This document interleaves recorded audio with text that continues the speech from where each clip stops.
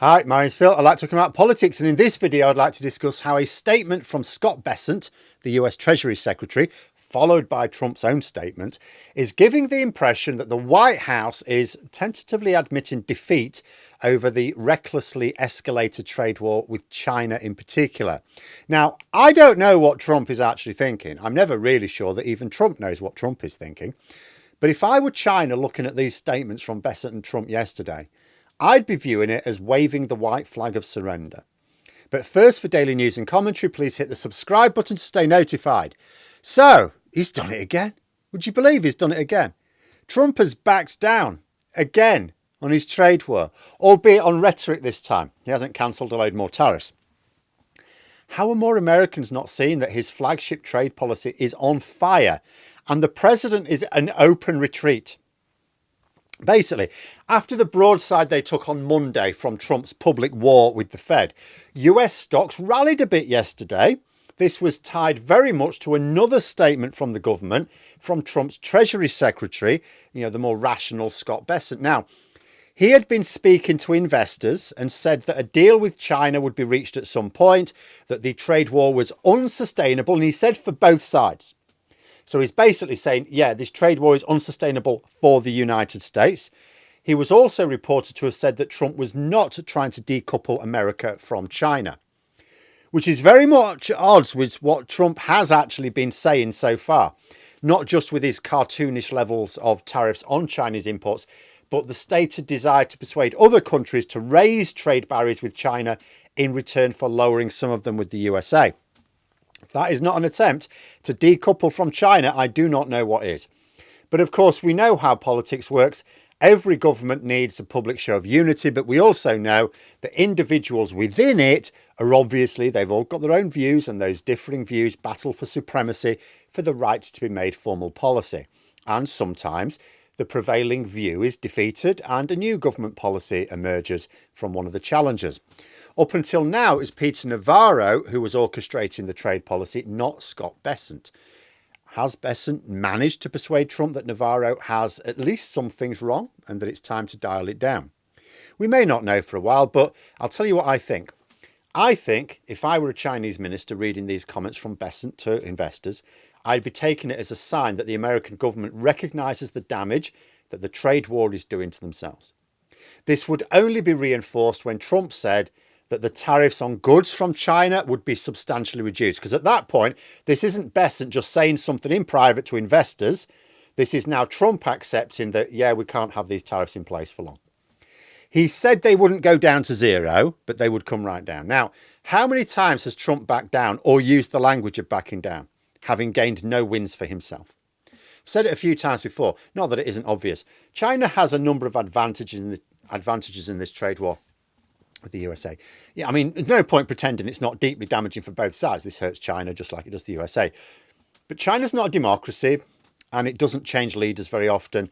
This allows them to not only hold fast for long-term strategies, but the pain threshold of the collective population is politically higher than for America. It's not even possible for America to know how much damage they're causing the Chinese economy because there's no public oversight over the published figures. The state just makes whatever economic figures it likes and publishes those, as long as they're remotely believable. I don't think anybody in the Chinese government has been talking about not being able to sustain a trade war with America. Their response has been to give as good as they get, then work with other markets to diversify their own trade. But the American government is now saying that the trade war is unsustainable for the United States. Yes, they're also saying it's unsustainable for China too, but that's up to China. And as for working with other markets to diversify trade, Trump's made that quite difficult because he's also declared trade war with almost every country on the planet. I'm only assuming he didn't tariff Mars because he thinks he'll have ownership of it once Musk works out how to launch a rocket that doesn't explode quite so much. If he could have identified, there are valid criticisms of Chinese trade methods. He could have said, look, we've got issues with this, this and this. And then he could have worked with other major markets, including the EU, to challenge them. He could have built up an alliance to take them on, but he thought he could do it alone in the dumbest way imaginable, and now he's giving the impression of a massive climb down. So you put yourself in China's position. Their population will hold firm better than America's any day of the week, And now you hear that the Treasury Secretary has assured investors that America will do a deal with China at some point because the trade war is unsustainable for them. Then Trump himself says he's going to be really nice to China, those are his words, and that the tariffs will be coming right down. So he's completely changed his very adversarial approach to China, at least for now. So in order to calm investors down in America, the head of the US Treasury and the US President have essentially had to show weakness to China. That means that China will expect America to eventually snap and come forward with proposals to end the trade war. And China doesn't even need to try and push its own demands. All it has to do is reject anything which Trump can claim as a win, which made the trade war worth it. China could just say, we'll go back to the way things were and call it quits, shall we? And that would be a massive political win for Xi Jinping and humiliation for Donald Trump. And whatever Trump is really planning or ends up doing, in the here and now, all China is seeing is America backing down. You know, they backed down on the higher rate tariffs on other countries. They backed down with the exemptions on computers and smartphones. Bessent is now telling US investors that he understands America can't carry on with the trade war indefinitely. If you were China, you'd be feeling you've got the high ground here, wouldn't you? And if this is the art of the deal, no wonder Trump has bankrupted so many businesses. I'd even look at these statements as perhaps even a sign that Trump has had to admit at least partial defeat and look for a way out. That may not be what he's thinking at all. Trump could still think he holds a great hand and enough chips to keep going all night, but the appearances suggest otherwise. And if Trump thinks he will leverage any advantage out of this trade war, then his actions are giving the very strong impression he's about to fold.